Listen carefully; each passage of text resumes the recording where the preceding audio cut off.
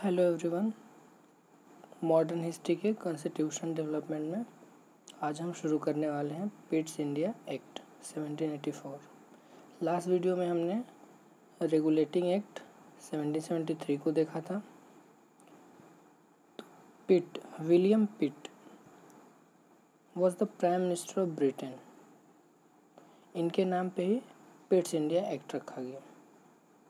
इसको लाने का पर्पज़ था to rectify the defects of regulating act। Regulating act के जितने उसमें जो भी कमियां थी, जो भी उनमें डिफेक्ट्स थे, उसमें शॉर्टकमिंग्स थी, उसको दूर करने के लिए पिट्स इंडिया एक्ट की ज़रूरत पड़ी। इसका हम फीचर्स देखते हैं और फीचर्स में हम देखेंगे कि क्या क्या डिफेक्ट्स थे उस समय रेगुलेटिंग एक्ट में। सो पहला फीचर है distinguish between commercial function and political function of east India company. Last video में हमने देखा था कि जो ईस्ट इंडिया कंपनी थी उसका कॉमर्शियल फंक्शन और पॉलिटिकल फंक्शन दोनों ब्रिटिश इंडिया कंपनी के पास, ईस्ट इंडिया कंपनी के पास थी। यानी वो दोनों फंक्शन करती थी, कॉमर्शियल भी और पॉलिटिकल फंक्शन भी। पॉलिटिकल फंक्शन मतलब कि नियुक्त से संबंधित, कानून बनाने से संबंधित, ये सब ईस्ट इंडिया कंपनी ही करती थी। और कॉमर्शियल, व्यापार से रिलेटेड भी अफेयर्स खुद ही देखती थी, जो कि एक कमी थी। क्योंकि अगर कोई कानून बना रहा है तो अपने फेवर में ही बनाएगा, अपने कॉमर्शियल बेनिफिट को ध्यान में रखते हुए बनाएगा। इस वजह से करप्शन भी ज़्यादा होते थे और मेन पर्पस था करप्शन को दूर करना। So for the first time commercial function दे दिया गया कोर्ट बोर्ड ऑफ डायरेक्टर्स को। रेगुलेटिंग एक्ट में हमने देखा था बोर्ड ऑफ डायरेक्टर्स थे, तो उनको मैनेज करना था कॉमर्शियल फंक्शन। और एक नया बोर्ड बना, नए बोर्ड का इस्टेब्लिशमेंट हुआ बोर्ड ऑफ कंट्रोल। तो इसका मेन काम था manage the political function of east India company. Board of control में 6 मेंबर होते थे। 2 मेंबर्स, एक ब्रिटेन के अर्थमंत्री और दूसरा भारत के सचिव।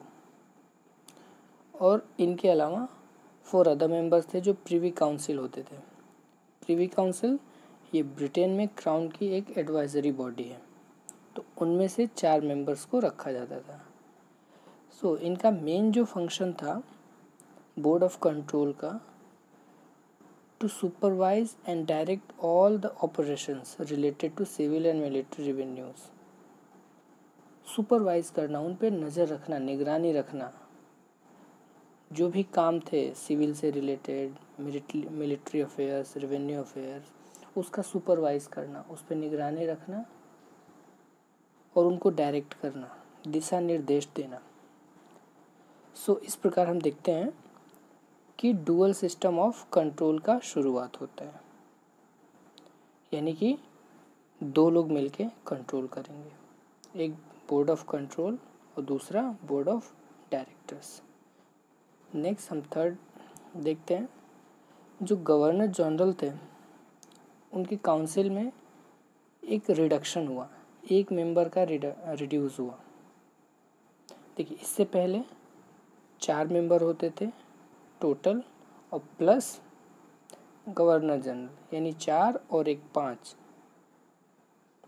गवर्नर जनरल के काउंसिल में 5 मेंबर्स होते थे इंक्लूडिंग गवर्नर जनरल। बट अब क्या हुआ कि 1 कम कर दिया गया, अब 3 होंगे, यानी कि टोटल नंबर ऑफ काउंसिल्स 4 हो गया, एक गवर्नर जनरल और प्लस 3। देखिए इसकी ज़रूरत क्यों पड़ी, क्यों कम किया गया। लास्ट में हमने देखा था रेगुलेटिंग एक्ट में यही डिफेक्ट था कि अगर कोई बिल पारित करना हो, कोई भी डिसीज़न लेना हो, तो जो बोर्ड ऑफ डायरेक्टर्स थे, जो काउंसिल मेंबर थे और गवर्नर जनरल थे, इनमें कॉन्फ्लिक्ट हो जाता था, सहमति नहीं बन पाती थी। सहमति न बनने की वजह से मैंने आपको एक और चीज़ बताया था कि वो 5 मेंबर जो टोटल थे, इनमें मेजॉरिटी रूल अप्लाई होता था, यानी कि अगर 3 मेंबर एग्री किए तो कोई भी डिसीज़न कंफर्म माना जाता था। तो 3 लोगों को सहमत करने में गवर्नर जनरल को मुश्किल होती थी, और बहुत ऐसे नियम होते थे, बहुत ऐसे कानून थे जिनको इम्प्लीमेंट नहीं किया जा रहा था, बन नहीं पा रहा था। तो इस कमी को दूर करने के लिए एक कम कर दिया गया। अब टोटल नंबर 4 हो गए, यानी कि अगर 2-2 का टाई भी हो जाता है तो गवर्नर जनरल के पास एक वीटो था कि अगर जब दोनों का 2-2 टाई हो जा रहा है तो आप जिसको कहेंगे फिर वो विनिंग होगा, उसकी मेजॉरिटी मानी जाएगी। यानी कि अब governor general, in a short we can say that governor generals का अब महत्व थोड़ा बढ़ गया और कोई भी डिसीज़न लेने में इनके वोट की कीमत बढ़ गई, क्योंकि इनके पास एक स्पेशल वोटिंग कास्ट करने का प्रोविज़न मिल गया। सो हमने 3 विशेषताएं देखी इसके,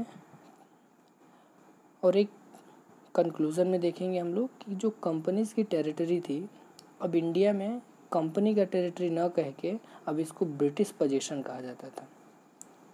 तो for the first time companies territories वो called British position in India. और फाइनली हम देखते हैं कि पिट्स इंडिया एक्ट से ब्रिटिश गवर्नमेंट का एक सुप्रीम कंट्रोल होता चला गया कंपनी के ऊपर, यानी कंपनी का जो भी अफेयर था, कोई भी मैटर था, उस पर ब्रिटिश गवर्नमेंट का प्रभाव बढ़ता चला गया। हमने बताया था रेगुलेटिंग एक्ट में कि it was the first step of centralisation of power का केंद्रीकरण का वो पहला स्टेप था, and this was the second step. Governor general के हाथ में पावर का केंद्रीकरण करना किसी एक व्यक्ति में, अब पहले मुश्किल होता था, इसमें एक रिड्यूस करने की वजह से गवर्नर जनरल का पावर और बढ़ गया। सो फाइनली एक क्विक रिवीजन देखते हैं। Pitt's India act, there are 3 features. First of all, it separated the function of East India Company into commercial function and political function. Political function was managed by Board of Control and commercial function was established by Board of Directors. So it was a beginning of dual system of control. It means कि company will be controlled by 2, Board of Control and Board of Directors. Third, general governors councils में reduction होता है एक member का, यानी total number of councils 4 हो जाता है including governor general, and for the first time company's territory was accepted as a British position. So thank you.